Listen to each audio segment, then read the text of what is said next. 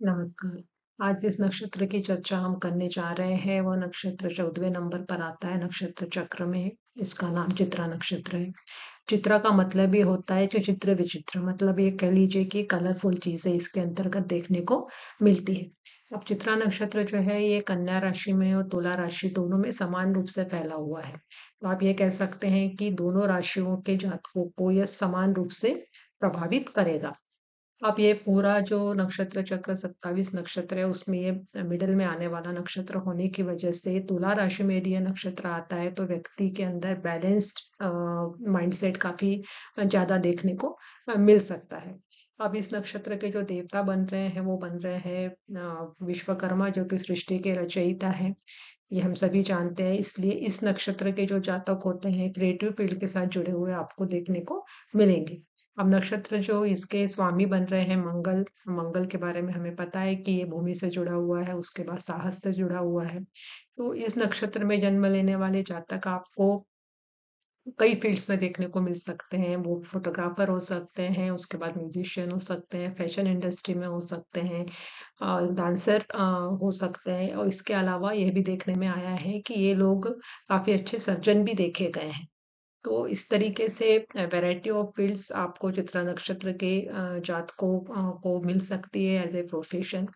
अब हम देखते हैं आगे कि इनके पॉजिटिव और नेगेटिव ट्रेड्स किस तरीके से होते हैं, किस तरीके से ये चीजें इन जातकों को उनके जीवन में प्रभावित करती है। और नेचुरली हमें ये देखना ही होगा कि कन्या राशि में है जब नक्षत्र आता है तो बुध की स्थिति क्या होगी, और यदि तुला में है तो शुक्र की स्थिति क्या होगी। तो आइए देखते हैं इनके पॉजिटिव। आइए अब जानते हैं कि चित्रा नक्षत्र में किस तरीके के पॉजिटिव पॉइंट्स इन जातकों में आपको देखने को मिलेंगे। तो यह जो है मंगल की ऊर्जा से भरा हुआ नक्षत्र है, तो नेचुरली जो जातक काफी रहेंगे। लीडरशिप की क्वालिटी इनके अंदर रहेगी, किसी भी काम को आगे ले जाके पूरा करने की हिम्मत ये लोग रखते हैं। और इसके साथ ही हमने देखा है कि ये जो होते हैं इनके अंदर काफी स्किलफुल लोग कहलाते हैं, मतलब उनका इंटेलिजेंस या आईक्यू जिसको हम कह सकते हैं वो काफी अच्छा होता है।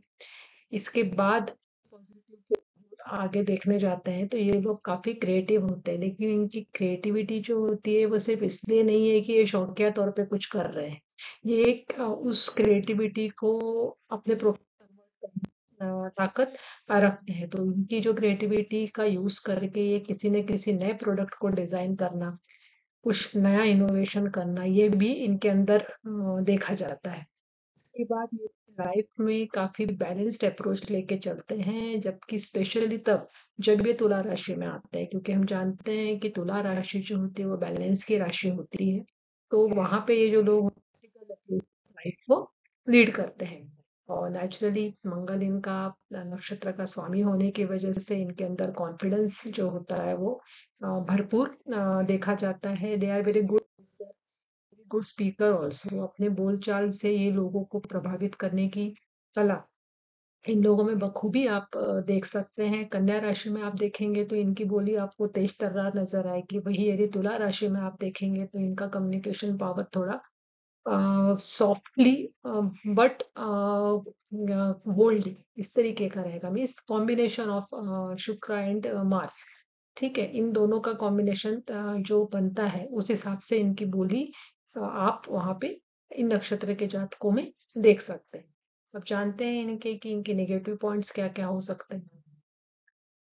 आगे बढ़ने की इनके अंदर एक क्या कहना चाहिए कि क्रियात्मक शक्ति जिसको हम एक्शन एक्शन ओरिएंटेड नेचर जिसे कह सकते हैं वह होता है।